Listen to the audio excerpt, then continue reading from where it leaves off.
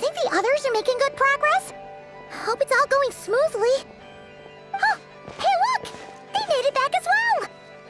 Prince! Lama! How did it all go? All is well, thank you.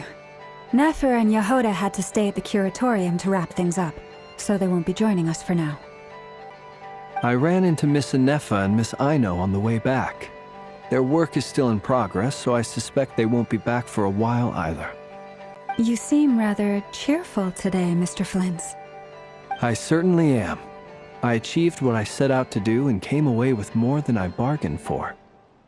Fighting alone can get quite tedious, but I had the good fortune to run into a pair of brave young warriors. We meet again. How have you been? Albedo! What are you doing here? That would be a natural assumption to make. It's also the correct one. These two courageously lent me a hand while I was fighting the wild hunt. When they told me they were Servarka's colleagues, it all made sense. And given how people of outstanding talent tend to cross paths, it's no wonder you're already acquainted. So, who's your travel buddy, Albedo? Why don't you come and introduce yourself?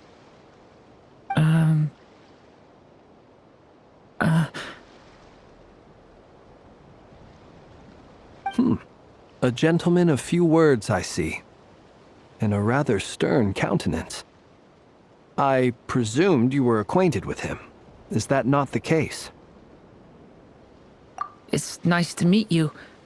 Again. We've technically met before. Wait a sec! You're Minnie Durin! That's right. It's me. I'm glad to see you again.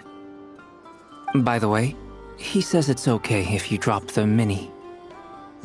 Yeah, I'm not as mini as I used to be. Interesting, isn't it? The first step towards blending into human society appears to be reflecting on whether one's name really reflects who they are.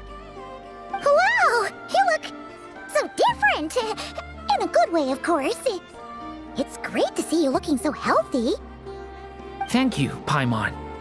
And although you're as mini as ever, I understand that diminutives don't always convey endearment.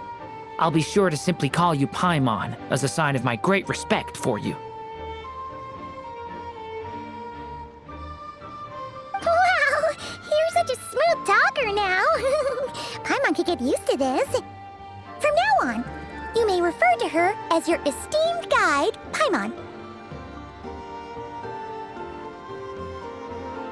Personally, I think our little Paimon is the perfect size. When people call her Little Paimon, it's just because she's so adorable that they can't help themselves.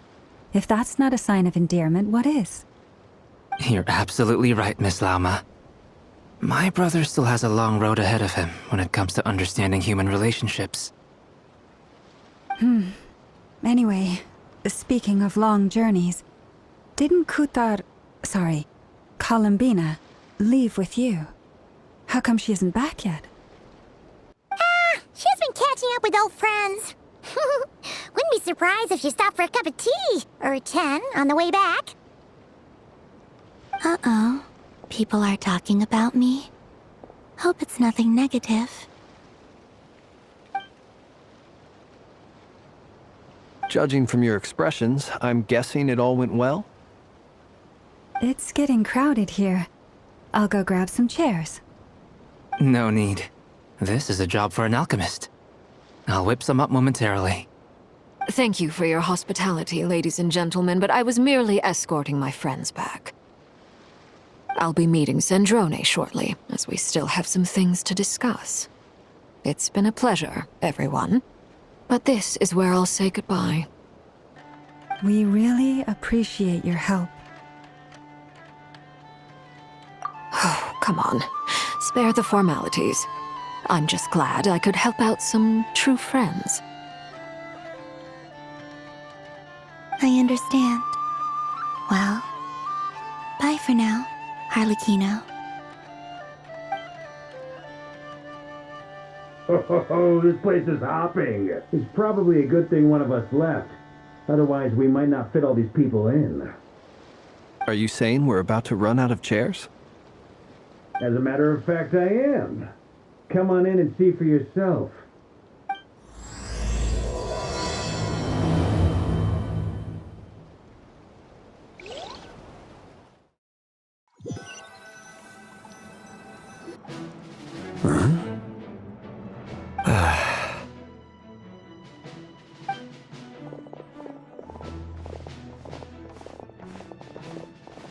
I overheard your little chit-chat outside, by the way.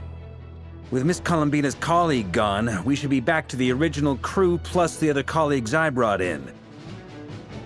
Though, it looks like we have another new face. Someone else managed to rope in a colleague too? Frankly, you and Paimon are the only people I know here. This here is Deanslip, colleague of Tibet's greatest guide, Paimon, and greatest adventurer, the Traveler. Well, not exactly colleagues, more sort of friends. When someone else jumps in to do the announcing, you know you're speaking to someone important. Let's hear what he has to say. Note to self. Once Paimon knows your name, the rest of the world will soon follow. When he comes looking for us, it's usually something important. Paimon's guessing you've heard about the Wild Hunt, then. From the looks of it, you're about to hold a meeting. If I were to say that the Wild Hunt is our mutual enemy, would that earn me a seat at the table? As the saying goes, the enemy of my enemy is my friend. Mr. Dainsleif, there's a seat with your name on it. Though, I can't promise the same for everyone else. Hey, Albedo, think you can rustle up a couple more chairs? After all this time apart, Grandmaster Varka's first order is to rustle up a couple more chairs. I've missed this. Is he being sarcastic? Hey, he's your brother. Why are you asking us? I've still got a lot to learn about the nuances of human conversation. Trying to decipher Albedo's way of speaking has been like jumping in at the deep end. Oh, good point. Paimon gets you now. Don't sweat it. There are people who go their whole lives without getting the hang of it. You're ahead of the game already.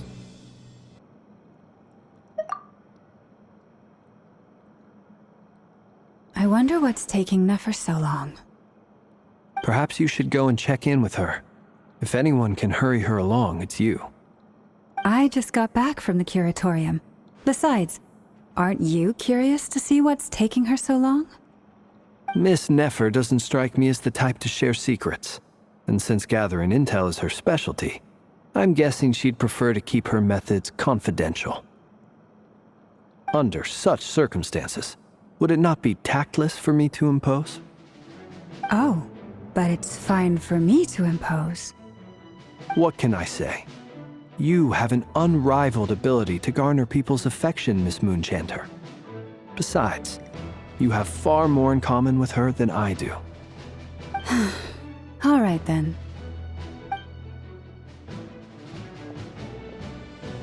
Impressive. She barely fought back at all. I admire your powers of persuasion, my friend.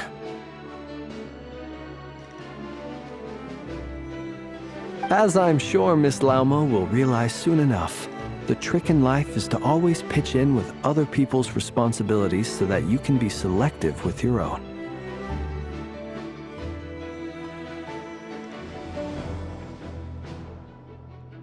Another trick is to simply hide in the background. Spoken like a true sage.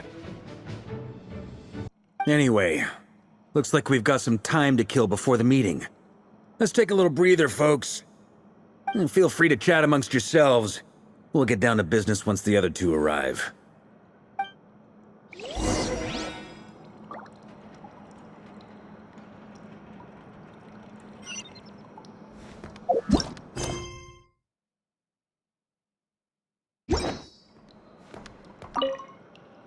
You're both awfully quiet. Why don't I start us off with an icebreaker? Much obliged. Have either of you ever had your portrait painted? If not, I'd be glad to help. That sounds like a lovely idea. You know how to paint, then? I dabble occasionally. He's an excellent painter. Tables, chairs, people, dragons, you name it. He'll paint it for you. I'm flattered. If I ever get the chance, I'd like to give it a try myself. I'll bear that in mind. Anyway, how about you, Durin? What sort of portrait would you prefer? Oh, I'd be fine with anything. Whatever style feels best to you. Very well. Then I'll play it by ear. You can replicate any style I want? I can try. If you show me a sample, I'll do my best to match it. Thank you. In that case, I'll dig up some reference material for you.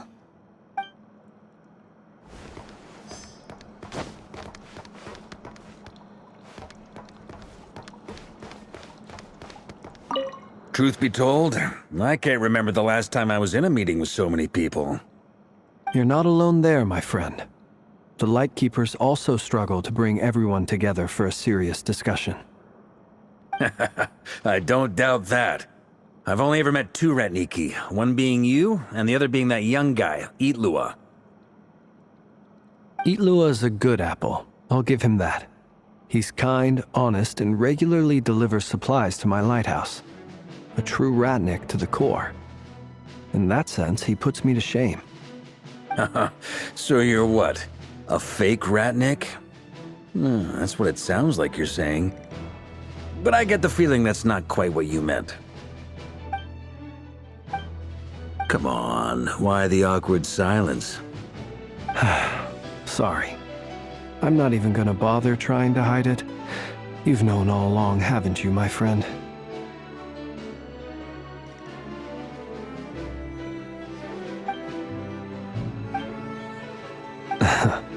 Now that was an awkward silence.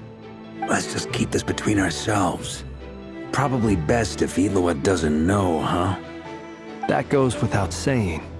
Gotta be careful what you share with youngsters, after all. Anyone else in the know? Let me guess. The Traveler and Paimon? It's dangerous being too sharp for one's own good, you know. Then, in the name of the Animo Archon Barbados himself, I swear, your secret's safe with me. When we went for drinks, you said that you and Barbados were practically best buds. In the light of that claim, do you really expect me to take your oath seriously? Of course. Just as long as you don't go spreading around the fact that I'm close with Barbados, all right? Fair enough, then. Nothing like a bit of mutual leverage to seal the bonds of friendship.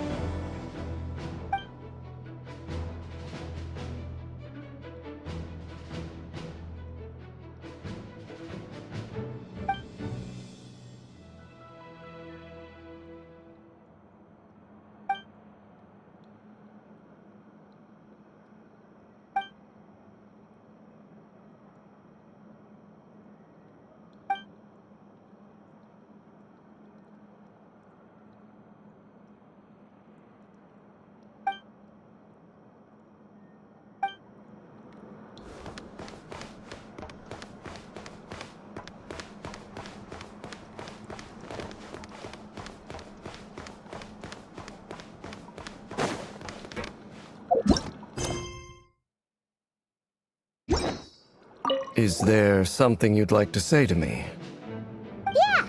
For starters, why'd you just show up here without even giving us a heads up? If you think back to our previous interactions, you may recall that that's hardly out of character for me. You do have a point there. Oh yeah, you'll need to find somewhere to stay the night too, right? Want to tag along with us? You never know. We might get a group discount. Sure, let's do that. Great! Paimon will handle it! And in return, we can get Dainsleif to be our very own personal bodyguard. If that's what you had in mind, you should have said so sooner. I'd be happy to help. Oh, okay then. Paimon was only kidding, but good to know. Anyway, since we're all here together, we might as well watch each other's backs. That's just what friends do, right? Indeed. Thank you.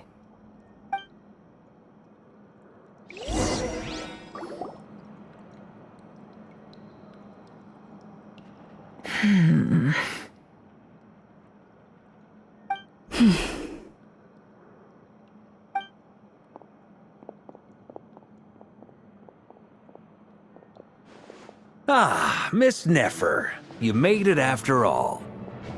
But what about Yehuda? I'm here to give you an update on how things are going on our end.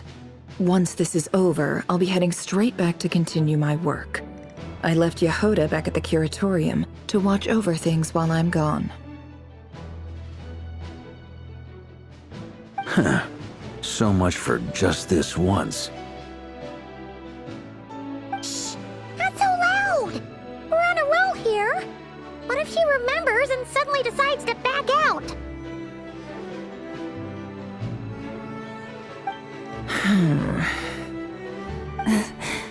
Did you say something, Mr. Varka? Huh? I didn't say anything. Right, Flints? Must have been a frog. They get so noisy around here at nighttime. It's like they're putting on a concert in the background. Anyway, before we begin, there's a few introductions to make. Let me start by saying that it's an honor to be speaking before so many distinguished colleagues and collaborators. First up, we have Miss Lauma. As Moon Chanter, she's the leader of the Frost Moon Scions, a local religious community in Nodcry. Then there's Miss Nefer, boss of the Curatorium of Secrets, an intel gatherer extraordinaire. Nefer is leading the investigation into Rerer's background, assisted by Yehuda and Lauma. From the little I've heard, they're making some great progress. Over here, we have Mr. Flints, a ratnik and guardian of the abandoned lighthouse. In our last operation, he courageously distracted the wild hunt to buy time for the rest of us. For those of you who've never met, this is Mr. Albedo, a renowned alchemist and captain of the Knights of Favonius investigation team. By his side is a new face for us all, myself included, Mr. Durin, who has come to lend his aid. Next up, we have the Moon Maiden and former Fatui Harbinger, Miss Columbina. Then we have the Traveler, who's earned more titles than I could possibly hope to list out, so I'll spare you the rundown.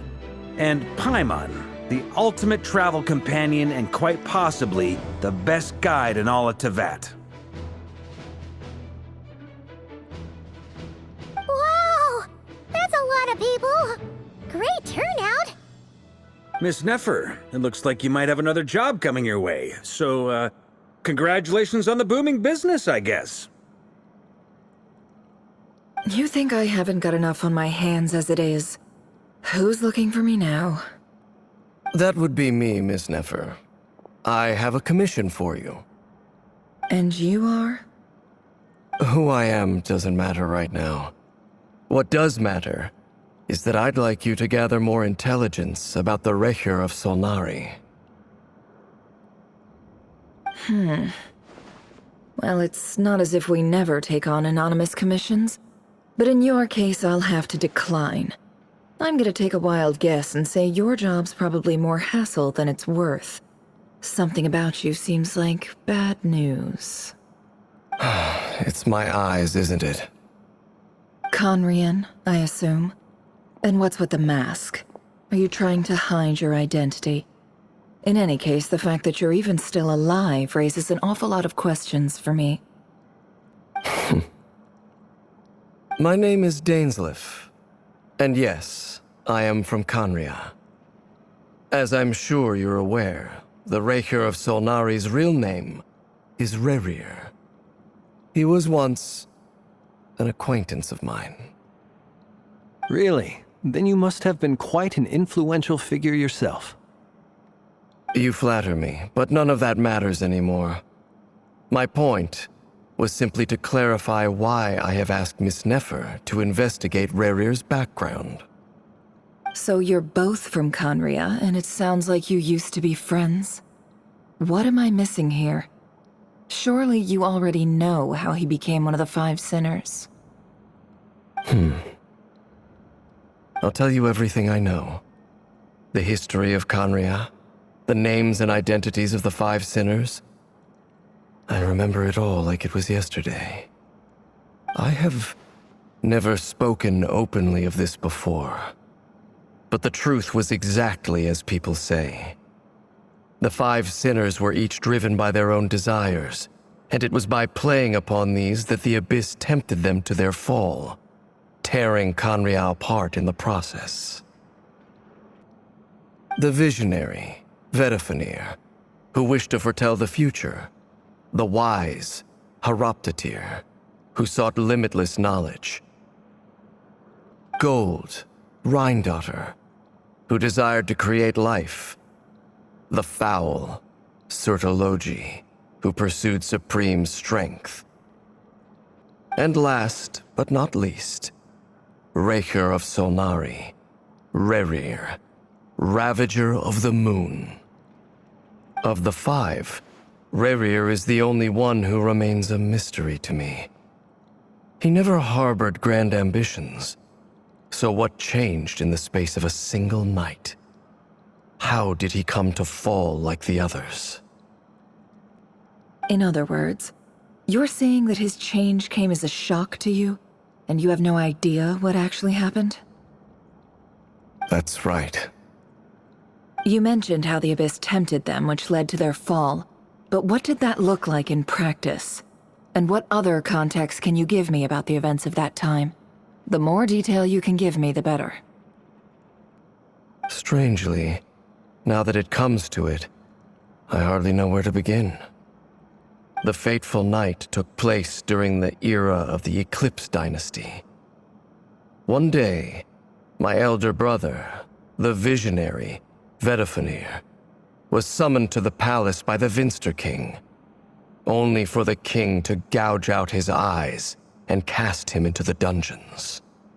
When I came to hear of this, my fury knew no bounds. I gathered together every ally I thought I had, and together, we set a night to storm the palace and free Ved. Centuries on, the memories of that night still haunt me like a never-ending nightmare. We broke through the palace gates, just like we had planned, each striking towards our separate targets. But then, I was betrayed.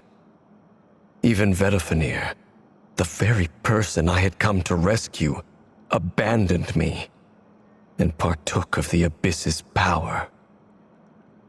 So, it's personal after all. Then tell me, Mr. Dainsleif, what price are you willing to pay? You, of all people, must know that nothing comes for free. I cannot say what price would be worthy of such a commission. But know this. Rerir was not always a madman. Believe it or not, there was a time when he was just an ordinary man, working for the Conrian Intelligence Service. Uncovering the truth of Rerir's past is the only way to unravel this mystery. But before you decide if you will accept my commission, I will tell you more about him.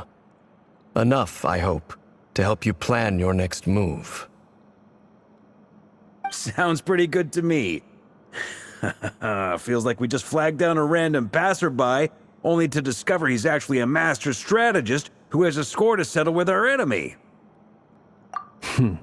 Can I borrow your halo? It could be useful in the lighthouse. Hey, enough with the wisecracks! Besides, isn't that lamp of yours bright enough already? Relax. It was meant to be a compliment. If that was a little over the top for your liking, I'll make sure to tone it down next time. I'll give your proposal some serious thought, Mr. Dainsleif. Let's speak in private once the meeting is over. Before that, there's a few things I'd like to share.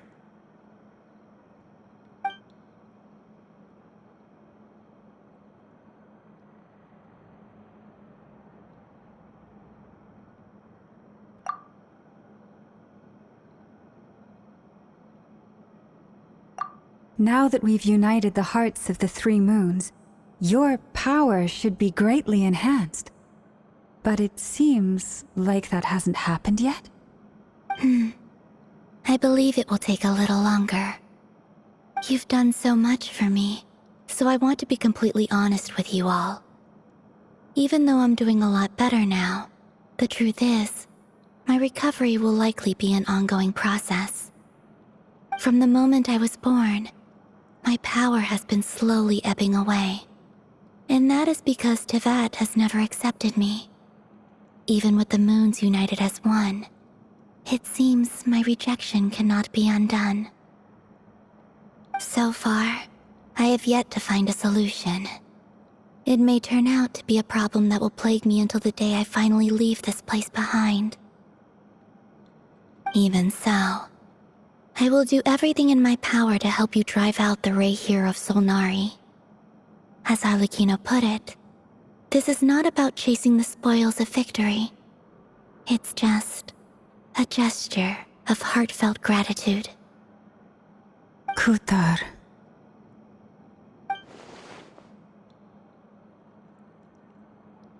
Defeating the Ray here of Solnari will be no easy task. While my strength slowly recovers, we'll also need to gather more intel. Naturally. We should take all the help we can get if we hope to defeat him. We've considered several viable plans now, but our choice hinges on the answers to a few key questions. Is it even possible to kill Rerir? What experiences shaped the person or monster he became? And what's he really after? Given Albedo's expertise in alchemy, I think we should leave him to try and answer the first of these questions. Understood. As for the other two, I'm afraid we'll have to count on you again, Miss Nefer. Believe me when I say it's not my wish to burden you. But right now, relying on your skills is our only option. So you're placing all your hopes on me, huh? We can't thank you enough for agreeing to help us. Honestly, I can hardly believe how lucky we are. You sure have a talent for changing your tune, Miss Moonchanter. Timid like Yehoda one moment, then flinches insincere flattery the next. Ladies, please. I must object to your portrayal of me. That's all. Feel free to keep bickering. Just pretend I'm not here. I almost don't want to leave this room. I'm curious to see how this plays out. I have faith in you, Miss Nefer. Something tells me you'll stand by us until the very end. Oh? And what makes you so sure of that? What if I suddenly decide that my compensation is insufficient? This isn't about the money. I can sense that you've got a deep-seated distaste for Rerir, and knowing you, that alone is motive enough.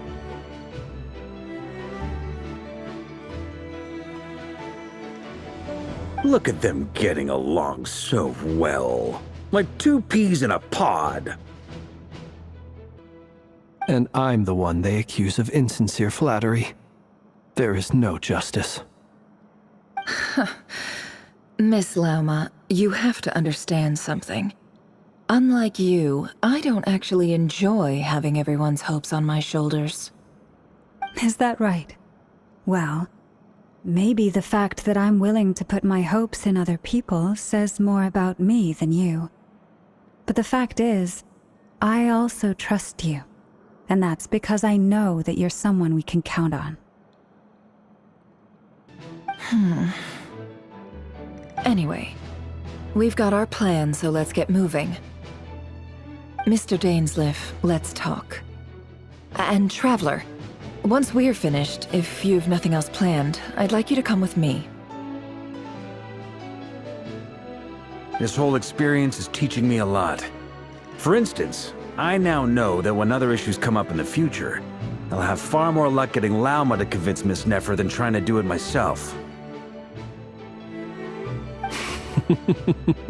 Hate to say it, friend, but that's one of the funniest things I've heard in a while.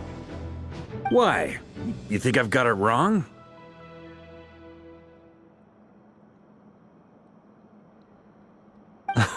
Quite the opposite. But what makes it so hilarious is how long it's taken you to realize.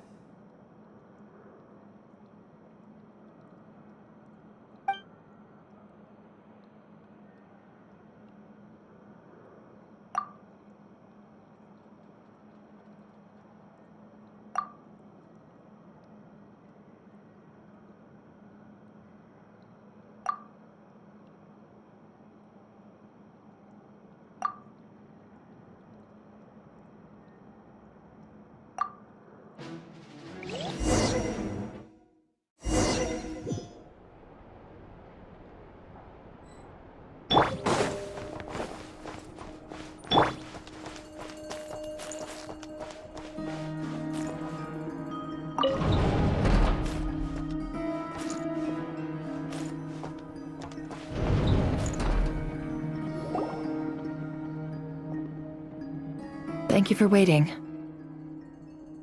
It's okay. We actually used the time to help Dainsleif get a room at the hotel.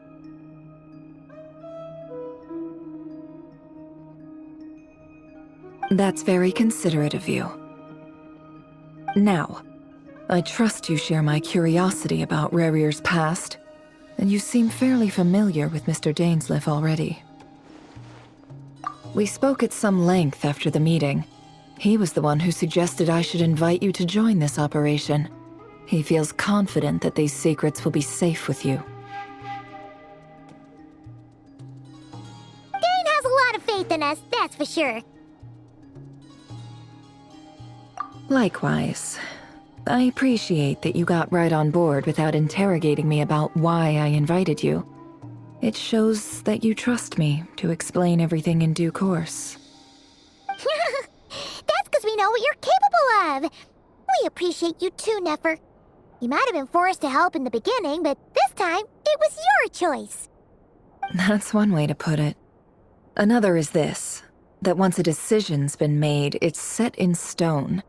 After that, my only goal is to see it through. Alright, so here's how it is. I'm going to access Rarier's thoughts again using my confidential method. Now, I'm sure you've seen things like this before on your travels, so you're surely well aware of how dangerous it can be. The reason I've gathered you all here is to ensure my safety during the proceedings. I plan for us to enter the fragment of his consciousness together, and once inside, I will focus on searching for information. Think of this as a diving expedition into someone's brain. If I'm the diver, you are my safety equipment, tasked with keeping me alive while I'm under the surface. Once the ceremony begins, we will all be spying on privileged information. But in the interests of safety, you must remain absolutely silent at all times. We will discuss our observations after the ceremony has concluded. Lastly, any individuals of a weaker constitution are advised not to partake in the ceremony. In any case, Paimon has her own job to do, which requires staying in the room but not joining the ceremony.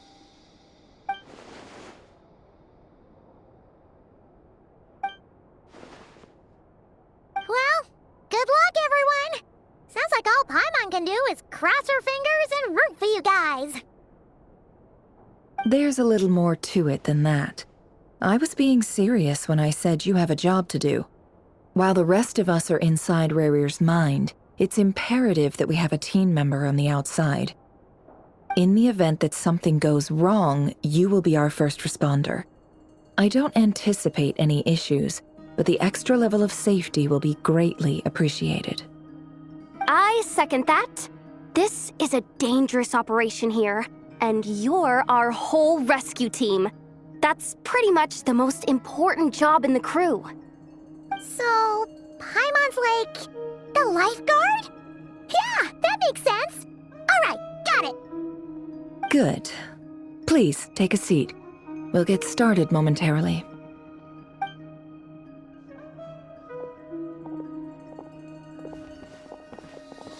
So, did Mr. Dainsleif tell you anything else? He told me that he believes Rarier kept some big secrets in his life.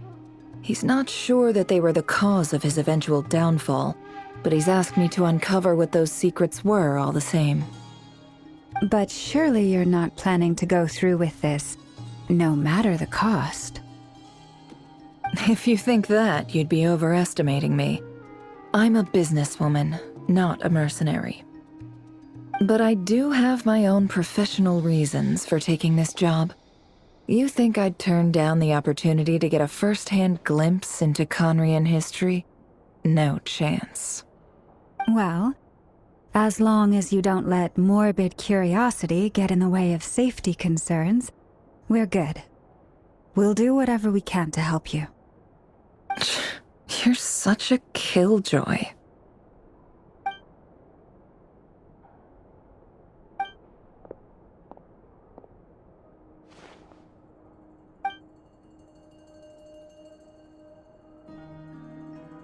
All right, I'm good to go.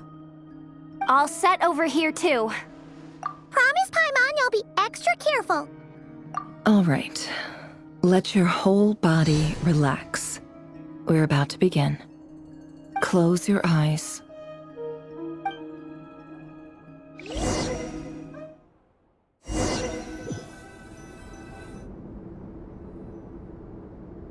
Phew.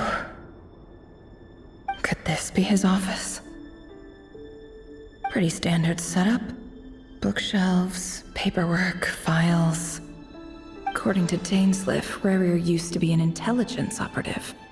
Chances are there's plenty of top-secret intel stashed away in this room. Is this where you keep your secrets, Rarier? Can't say I'm not looking forward to this.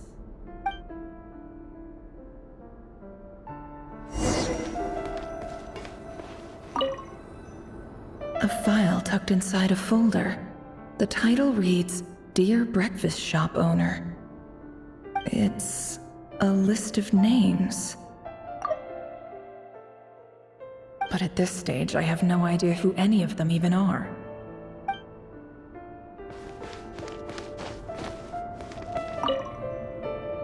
Wonder what kind of encryption technique this is.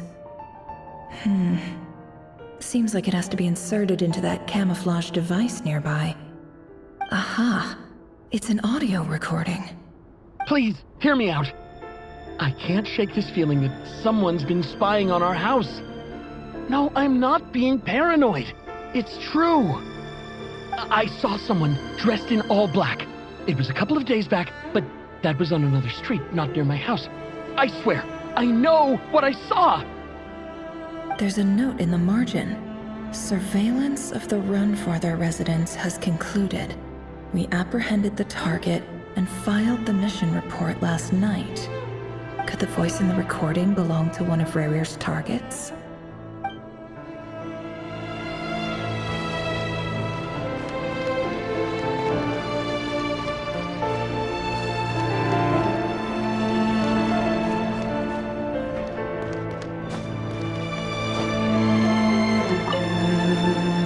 Bookshelves full of documents. Looks like these are all files, packed with the personal details of individual Conrians. The Crimson Moon dynasty preceded the eclipse. Since Rarier worked as a secret agent during the latter, it stands to reason that he was tasked with purging remnants of the old dynasty. Yep, lines up exactly with what Dainsleif told me.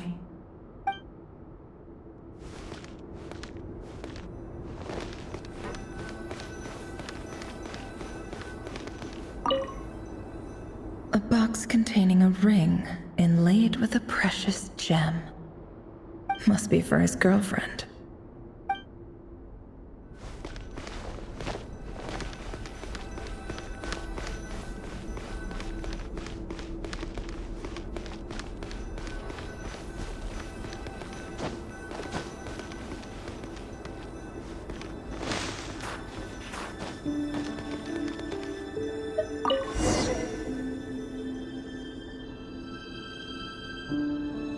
Today's files are in.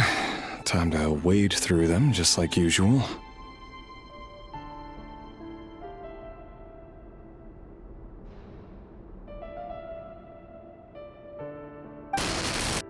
Male, 51. Occupation, cook. Confirmed Crimson Moon descendant. Has maintained frequent contact with other descendants over the past year. Poses a threat to the dynasty. Neutralized.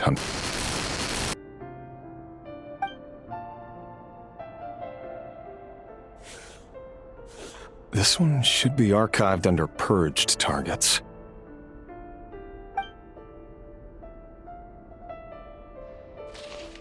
Female, 23. Occupation, office clerk. Confirmed Crimson Moon descendant. Has maintained frequent contact with other descendants over the past year. Poses a threat to the dynasty. Neutralized.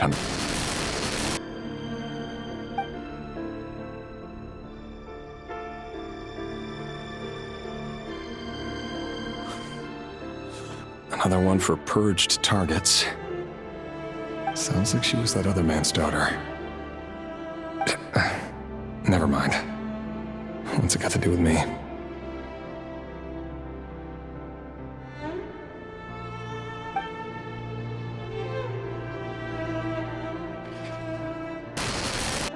Male, 40. Occupation, teacher. Confirmed Crimson Moon descendant. Has been observed making contact with other descendants during the past year. Poses a threat to the dynasty. Neutralized on...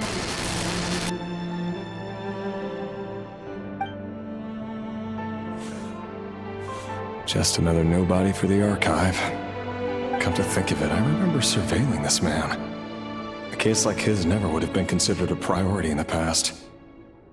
Huh. He barely even interacted with other Crimson Moon descendants.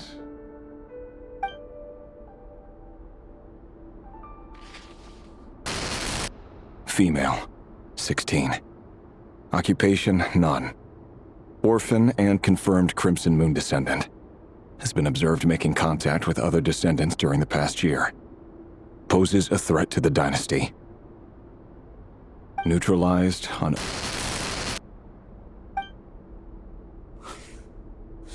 Filed. I have no recollection of this girl. None whatsoever.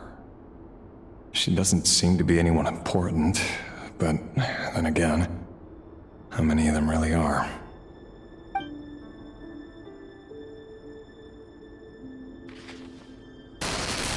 Female, 13. Occupation, none.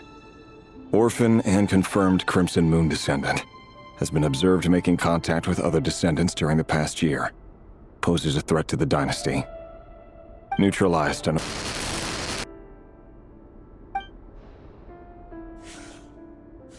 Filed.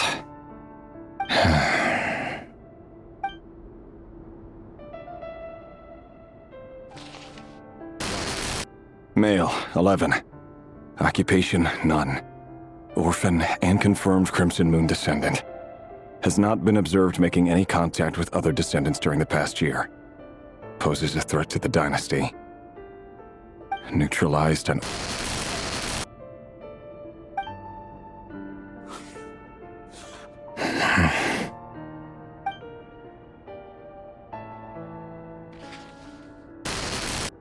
Male. 6. Occupation, none. Orphan and confirmed Crimson Moon descendant. Poses a threat to the dynasty.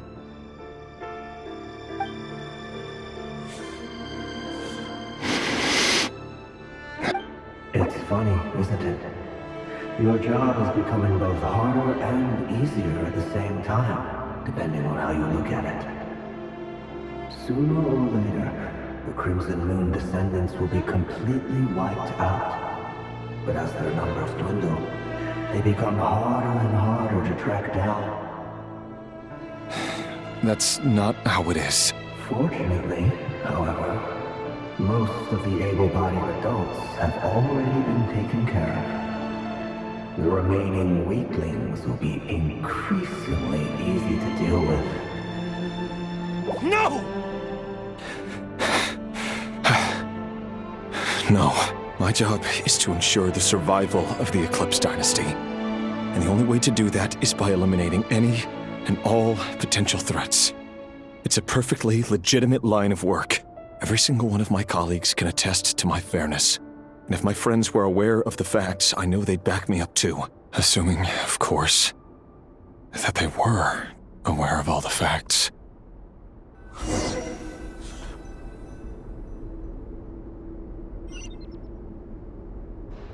He looks even gloomier than last time. I wonder what's changed.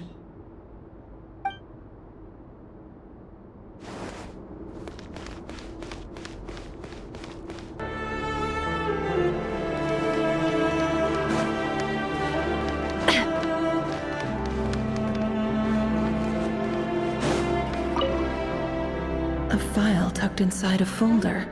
The title reads, Dear Breakfast Shop Owner. It's a list of names, but at this stage I have no idea who any of them. He looks even gloomier than last time. I wonder what's changed.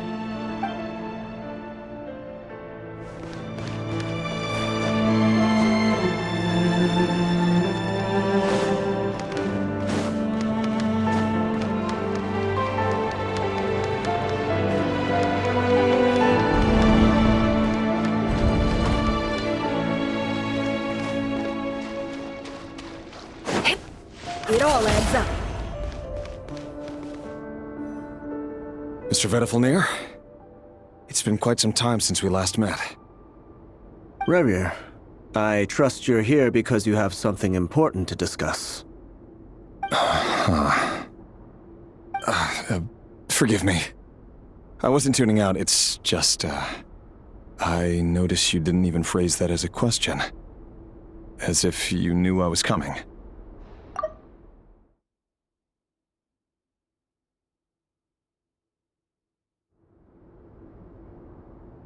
Tell me, does someone in your position ever feel the need to ask questions at all?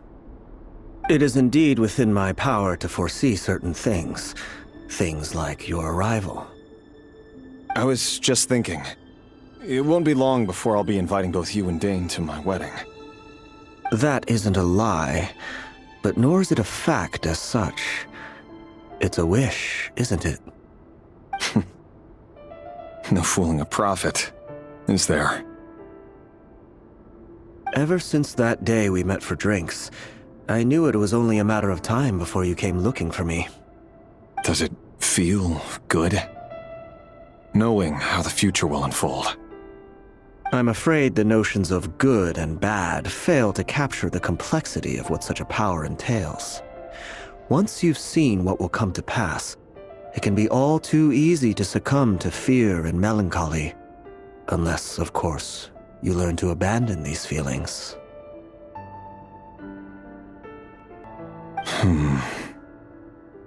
You fear my silence, and long to hear the words I left unspoken that day. That's right. You must have noticed my reluctance to broach the subject.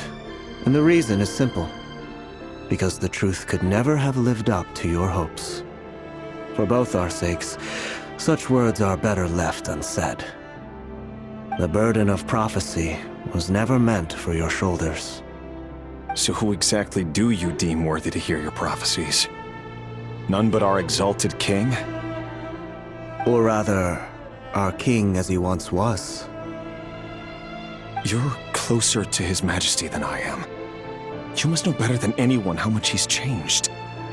You say that as though it is to my benefit. Yet precisely because of that, I dare not speak rashly. A king can turn out to be the most virtuous of rulers, or a tyrant more terrible than the most vicious of dragons. You are so wise and far-sighted, yet still you would have me live in fear of the unknown? You make a fair point. Especially given my silence alone was all it took to send you spiraling downwards. Very well then. Let me offer you some advice. And I say this not as a prophet or a visionary, but simply as the brother of your friend. For many reasons, there is very little chance of your marriage ending in happiness.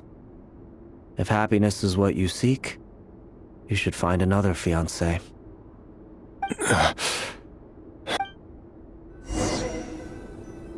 Hold on. There's that same black fog again. Could this memory belong to Thelindis? Guess I'd better tread carefully.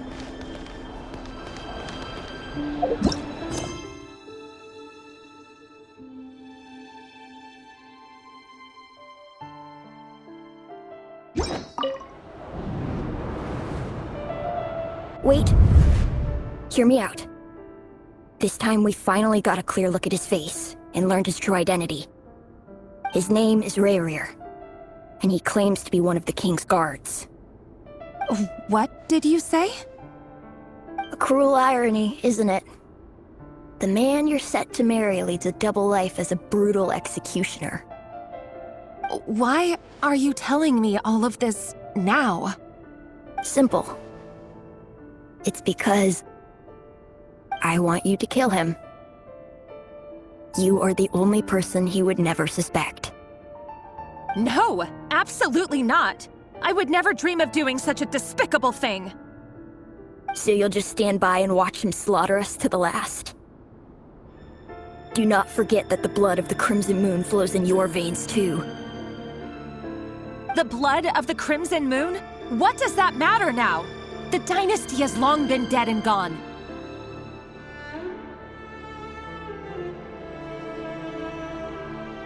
You think that alone is reason enough for me to throw away everything I have?